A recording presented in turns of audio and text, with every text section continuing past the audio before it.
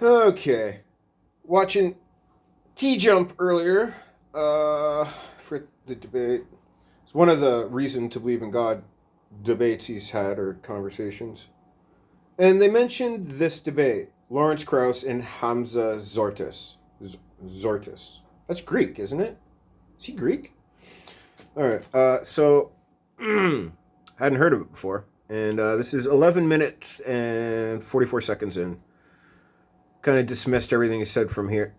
In front of this, it was not really important. But, watch a bit of this.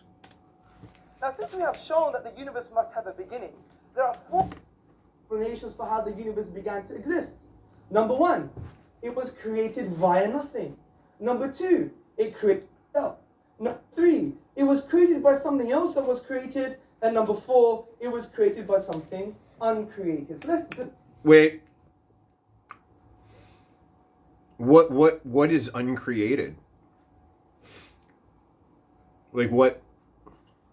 So you're saying something eternal created the universe? What evidence do you have for anything eternal even existing? I don't think you have any, personally. I think you have a book of fairy tales you believe in. Let's keep going. Discuss these together. Universe be created thing. Well, first and foremost, what do we mean by nothing? By nothing we mean the absence of something indicates absence of the universe. Now, why does our definition make sense? This is because we have deductively argued that the universe began, and therefore it was once not there. There was an absence of the universe. This is undeniable due to the deductive nature of the argument. So based on our definition, I think we can conclude that the universe coming into being or existence via nothing is impossible on logical, rational, and I would even argue empirical grounds. Correct. The only people I ever hear say the universe came from nothing are apologists, Christian apologists, Muslim apologists, creationists. They all want to straw man it and say, oh, physicists believe the universe came from nothing. Nobody says that, except for religious people who want to build a straw man so they can go, that's silly, you say the universe came from nothing. That's not possible.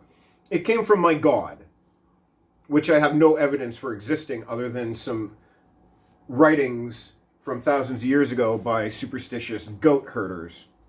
But, so, yeah, great. You could discuss this mathematically, for example. What is 0 plus 0 plus 0? It's never going to be 3. It's 0. Therefore, the universe could not have come into existence via nothing. As P.J. Zwart in his publication About Time explains, if there is anything we can find inconceivable, it is that something could arise from nothing. Let's go to the next option. Could the universe create itself? Well, this implies that the universe was in existence and not in existence at the same time, which is an impossibility. Also, there's a crude example for you to picture in your mind. Ask yourself the question, can your mother give birth to herself? Obviously not. So we know self-creation is an impossibility. So the next option is, could the universe be created by something created?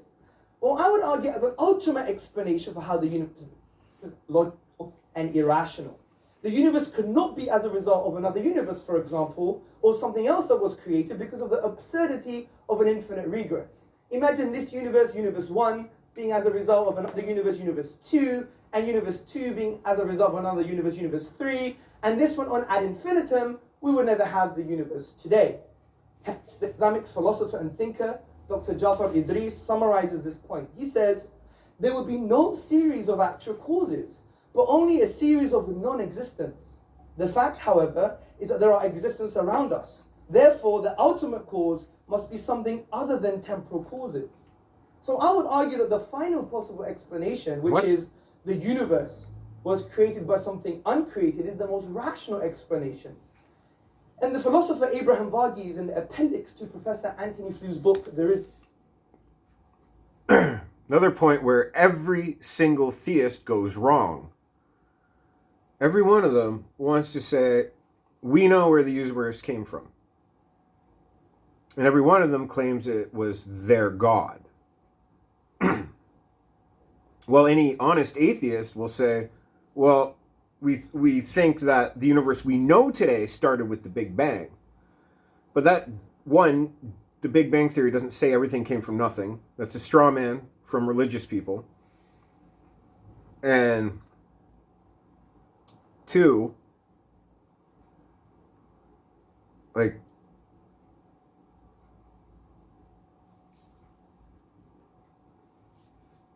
the only honest answer here is, I don't know.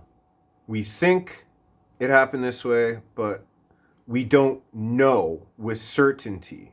But religious people know with certainty, and that makes them instantly dishonest. You can't point to a book and say, it says this because it was not written by our God, because God doesn't make anything. There's another problem the religious have. Why is it God can't make a single thing that man can make? Why didn't he poof it into existence? Why did he need a human to write it down for him? All-powerful God can create life, but can't create a boat for Noah, can't create a Quran on everybody's coffee table. Like, you buy a coffee table, you bring it home, and a Quran just appears on it instantly out of nowhere. If that happened, everybody'd believe. But for some reason, the Abrahamic God, no matter which dumb religion you built around it, for some reason, he wants us to believe on faith. It's a gullibility test. Hey, are you gullible enough to believe this? Well, you'll be rewarded in eternity. But right now, while you're on this earth, you got to listen to these certain humans that speak for me, and give these certain humans money and respect and control over you. But trust me, these humans aren't lying and claiming that I have given them this authority over you. My authority, which goes through them for some reason. This God who just can't appear and make proclamations. He needs humans to do it. He can't make his proclamations appear written in the clouds. He needs humans to write it down or tell it. And we have no instances, no examples of humans lying to gain power and control and wealth, you know. The more rational explanation for every religion is humans make stuff up. Humans, it's innate in humans. We make stuff up. And some humans lust for power and control. Not all, but quite a few. It's something that's taught to us as children that is bad. You know, you want to tell other kids what to do when you're in kindergarten. You want to take whatever you like from them. We're taught this is bad. But every religion is created by man. That explains why there's so many and they're so diverse. But every one of them wants to say, nuh-uh, ours is the one true one. All the other ones are fake. Which leads me to the final thing, which a lot of theists don't like. So that's why I'm going to say it. All you theists, you're all atheists. You're atheists. You don't believe in Zeus. You don't believe in any of the holy books. You don't believe in all four, Bhagavad Gita, the Torah, the Bible, and the Quran. You don't believe all those at the same time. Although, actually, bad one. 3 of those are the same God. The guy who heard a voice in his head that told him to murder his son to prove how much faith he has in the voice in his head. That's what these religions are based on. Abraham sacrificing Isaac to prove to God, which was the voice in his head. So, you got 3 of the world's main religions based on of a schizophrenic guy back when people were so bloody ignorant that they would easily believe that this guy hears God's voice in his head. Evidence? Well, he says it's God, and God wants us to do these things, and then we'll live forever. And I think is one of the main reasons you get converts to religion is fear of death. As humans, we're cursed with the knowledge of mortality, and that sucks. And as Hitchens said, when you die, it's not that the party's over. It's that the party's still going, but you're being told you have to leave. Everybody's going to keep having fun, but you're gone. So,